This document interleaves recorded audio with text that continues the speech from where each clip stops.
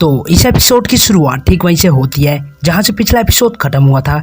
Eating ghost अंदर से आवाज लगाता है, मास्टर यहाँ आइए। जिसके बाद क्यांसू भी ईटिंग गोस्ट के पास जाता है। वहीं सामने जूई के पेरेंट्स की डेड बॉडी पड़ी होती है और उसी डेड बॉडी के ऊपर उनकी सोल होती है जो कि बार बार जूई का नाम पुकार रही होती है। जो देख एमसी हैरान होकर बोलता है, क्या तुम दोनों जूई के पेरेंट्स हो? ये सुन के जूई का फादर हैरान होते हुए बोलता है, क्या तुम हमारी डॉटर को जानते हो? जल्दी करो, जाओ और उसे कहो कि वो हमारा इंतजार करना बंद कर दे। उसे जितना जल्दी हो सके यहाँ से चले जाने के लिए कहना। उनकी ये बात एमसी को समझ नहीं आती। वो कंफ्यूज होते हुए बोलता है, क्या तमाशा चल रहा है? वहीं जूई की मदर जूई के फादर को शांत करते हुए बोल रही होती है, डार्लिंग शांत हो जाइए, हमें जूई के वर्ल्ड को छोड़े काफी समय हो गया है और वो स्मार्ट हो गई होगी, वह कहीं और खुशहाल जीवन जी रही होगी। साथ ही वो रो भी रही होती है। जूई का फादर उससे अपना हाथ झटकाते हुए चिल्लाते हुए बोलता है, क्या एक खुशहाल लाइफ वो कैसे खुश रह सकती है? अगर वो रुकी रही तो उसकी जान खतरे में पड़ सकती है। इसी के साथ वो दोनों एक दूसरे से ही लड़ने लगते हैं। मदर बोल रही होती है, मेरी जूई पूरी तरह से ठीक होगी, जबकि फादर बोल रहा होता है, वो खतरे में है क्योंकि तुमने उसे एक भोली और कमजोर लड़की के रूप में पाला है।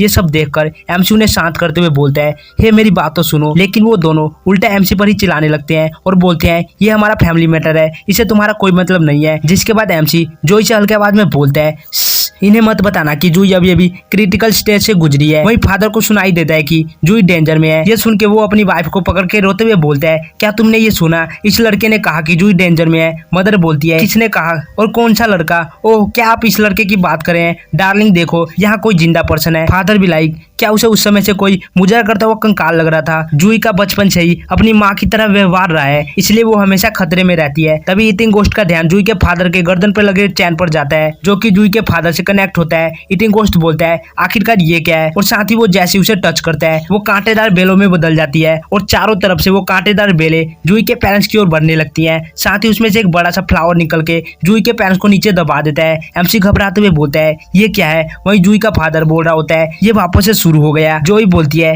ये बाइंडिंग मैजिक जैसा कुछ है। एमसी जूई के पेरेंट्स को बचाने के लिए जाने लगता है और बोलता है, हिलो मत, मुझे तुम्हारी मदद करने दो। जूई का फादर चिल्लाते हुए बोलता है, हमारे पास मत आओ, तुम हमें नहीं बचा सकते, कोई भी रियल ड्रैगन टूट से नहीं बच सकता। एमसी बोलता है, क्या फिर से रियल ड्रैगन टूट? आखिरकार ये है क्या? जोई का फादर बोलता है, हे तुम जूई को जानते हो है ना, प्लीज उसकी मदद करना और उसका ख्याल रखना है। साथ ही वो सभी बेले जूई को फादर को पूरी तरह से अपने अंदर समाने लगती है। एमसी चिल्लाता है, सर। साथ ही वो जूई के पेरेंट्स को बचाने के लिए जाने लगता है। तभी वो बेले एमसी की तरफ बढ़ने लगती है। जो देख जोई और ईटिंग गोस्ट घबराते हुए बोलते हैं, मास्टर ध्यान से। इसी के साथ जोई जाके एमसी को पकड़ लेती है और ईटिंग गोस्ट अपने चैन से उन बेलों पर अटैक करता है। लेकिन उन बेलों से टकराते ही ईटिंग गोस्ट की चैन टुकड़ों में टूट जाती है। जो देख ईटिंग गोस्ट भी काफी ज्यादा हैरान होता है। वहीं उन बेलों ने जूई के पेरेंट्स को पूरी तरह से अपने कब्जे में ले लिया होता है। साथ ही अंदर से जूई के फादर की आवाज आती है, प्लीज जूई को यहाँ से दूर ले जाना। एमसी चिल्लाता है, नहीं, मैं जूई के पेरेंट्स को बचाऊंगा। साथ ही वो उन बेलों की तरफ जाने की कोशिश कर रहा होता है पर जोई और ईटिंग गोस्ट ने उसे पकड़ रखा होता है।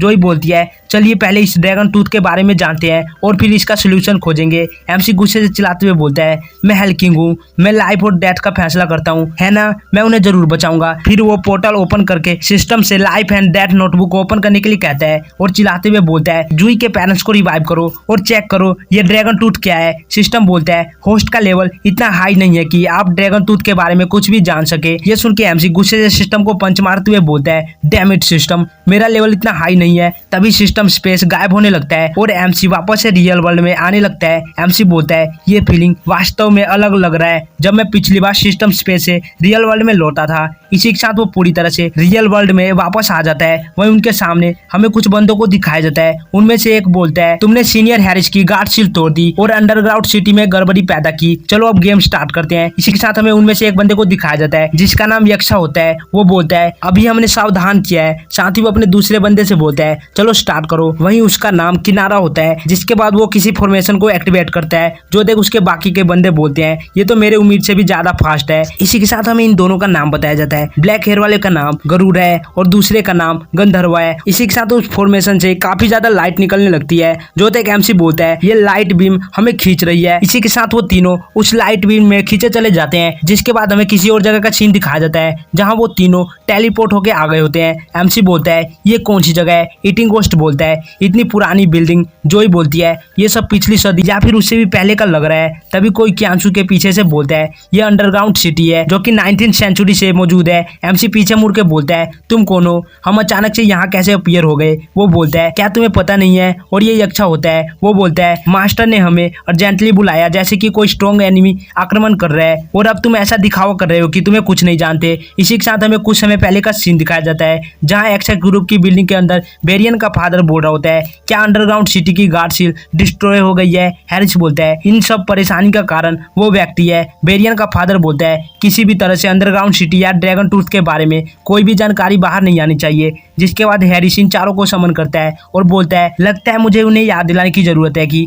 वो जगह कोई ऐसी जगह नहीं है जहाँ तुम जैसे बंदे यांग को बढ़ाने और फन के लिए यूज करते हैं। इनके वहां रहते अंडरग्राउंड सिटी सेफ रहेगी चाहे कुछ भी हो जाए। तुम्हें अंडरग्राउंड सिटी को प्रोटेक्ट करना है। इसी के साथ हमें प्रेजेंट का सीन दिखाया जाता है। यक्षा बोलता है तुमने यहाँ ट्रबल खड़ी करने की कोशिश की, अब मरने के लिए तैयार हो जाओ। साथ ही एमसी को एहसास होता है कि कोई चीज उनकी ओर बढ़ रही है। वो पीछे मुड़ के देखता है जहाँ से यक्षा के बहुत सारे क्लोन एमसी की ओर अटैक करने के लिए बढ़ रहे होते हैं, लेकिन उनमें से एक ही एमसी को हिट करता है जो कि रियल वाला होता है। वहीं वो अटैक खाके एमसी उड़ते हुए पीछे जाके एक पाइप से जाके टकराता है। साथ ही वो खून की उल्टियां करने लगता है। ईटिंग गोस्ट एमसी के पास आके घबराते हुए बोलता है मास्टर आप ठीक हैं। साथ ही वो बहुत गुस्से से यक्षा से बोलता है तुम्हारी हिम्मत कैसे हुई मास्टर को इस तरह से ट्रीट करने की। इसी के साथ वो अपने चैनों से यक्षा पर हमला कर देता है। जो देख जूही चिल्लाती है वो फेक है, तुम अपने पीछे देखो। वहीं यक्षा ईटिंग गोस्ट के पीछे आ गया होता है। ये देख ईटिंग गोस्ट थोड़ा घबरा जाता है। तभी यक्षा किसी सांड की तरह अपने सर से ईटिंग गोस्ट को मार के उड़ा देता है। ईटिंग गोस्ट हवा में ही अपने चैनों को एक पाइप में फंसा के सेफली जमीन पर लैंड कर लेता है और बोलता है ये बंदा तो सच में बहुत स्ट्रॉन्ग है। तभी एमसी बोलता है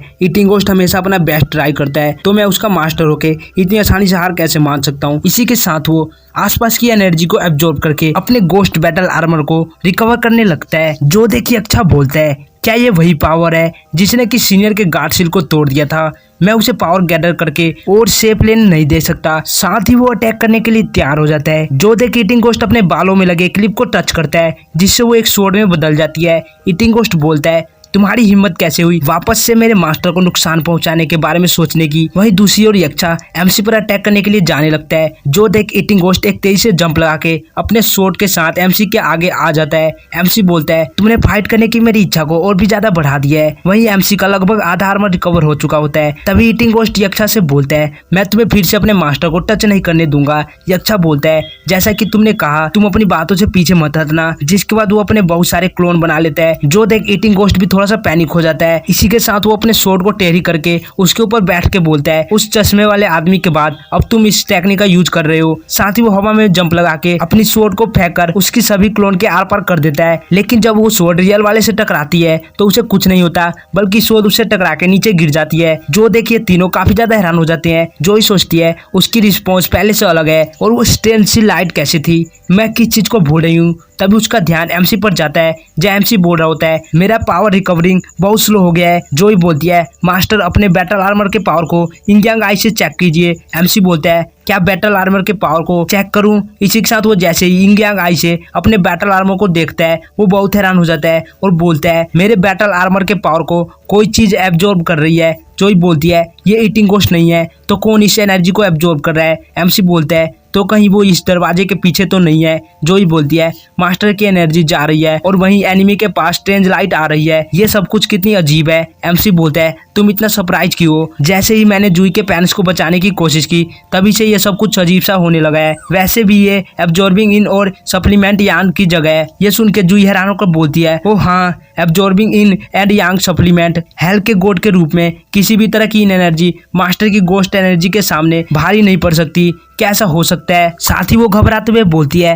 मास्टर आप यहाँ अपनी पावर का यूज नहीं कर सकते। एमसी कंफ्यूज होते हुए बोलता है क्या। वहीं जो ही एमसी के हाथ को पकड़ के भागते हुए बोलती है हमें उस दरवाजे के अपोजिट डायरेक्शन में जाना है। थोड़ी देर पहले हमारे सामने बहुत से दुश्मन आए थे लेकिन अभी केवल एक ही अपीयर हुआ है। मुझे लगता है कि उन्होंने हमसे हमारी पावर का यूज करवाया ताकि वो इसे एब्जॉर्ब कर सके। तभी यक्षा भी उन्हें भागते हुए देख लेता है। वो बोलता है तुम्हें क्या लगता है कि तुम यहाँ से भाग सकते हो, ये इम्पॉसिबल है। इसी के साथ वो अपने क्लोन बना के एमसी की ओर अटैक करने के लिए जाने लगता है। तभी पीछे से ईटिंग गोस्ट अपने चैनों से उन सभी को पकड़ के रोक देता है और बोलता है मैं तुम्हें मास्टर को हार्म करने के लिए अलाउ नहीं करूंगा। जोई बोलती है तुम यहीं पर इसे फाइट करो और इसे रोक के रखो, हम जाके दरवाजे के पीछे मौजूद पर्सन से फाइट करेंगे। ईटिंग गोस्ट बोलता है चिंता मत करो, मैं इसे संभाल लूंगा। तभी यक्षा ईटिंग गोस्ट के चैनों को तोड़ते हुए बोलता है मैं जल्दी तुम्हें हरा दूंगा लिटिल गोस्ट, और फिर उनको देखूंगा। ये सुन के ईटिंग गोस्ट गुस्से से बोलता है मास्टर के अलावा किसी और द्वारा लिटिल गोस्ट कहे जाने से ज्यादा मुझे किसी चीज से नफरत नहीं है। यक्षा बोलता है तुम्हें किस चीज से नफरत है,